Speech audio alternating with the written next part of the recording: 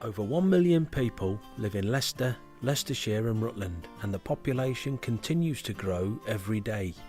Through better healthcare, people are living longer lives.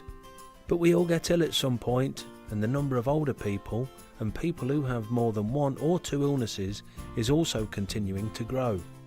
As workers, it is easy to think about care in terms of our own organisation and the services it provides. We sometimes forget that the system of care involves a wide variety of roles, sometimes more than we know.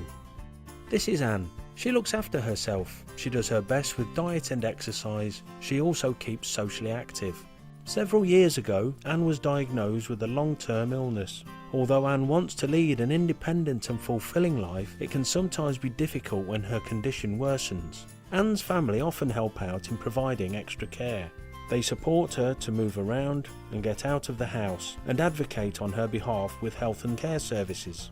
Anne, or a member of her family, visits the pharmacist to collect her medication each month. As part of her ongoing care, Anne sees her GP for her yearly review. The receptionist then makes an appointment with the practice's specialist nurse to see how Anne is getting on with looking after herself. During a recent appointment, Dr. Barden felt that Anne may be showing signs of early dementia and referred her to the memory service to have a dementia screening and a full physical examination. Anne's consultant psychiatrist tells her she has signs of early Alzheimer's. After being prescribed anti-dementia medication, she receives further support from the nurses at the memory clinic, where advice is given about managing memory problems. When Anne becomes more unwell, her GP suggests that she may need some extra support.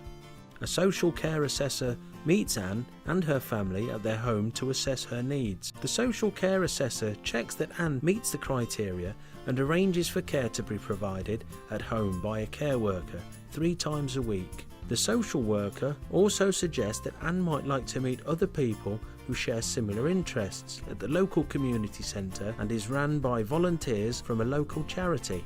Unfortunately, a few months later, Anne is taken ill suddenly. Her family dial 999 and a paramedic arrives. The paramedic assesses her condition, administers initial treatment and takes her to A&E. Anne receives her care at the Leicester Royal Infirmary, where she sees a specialist consultant, and when she is ready to go home, the team know that Anne will need ongoing support for several weeks. A hospital bed is put in at home, and a team of community nurses and therapists support her with her medication and rehabilitation until she is back on her feet once more.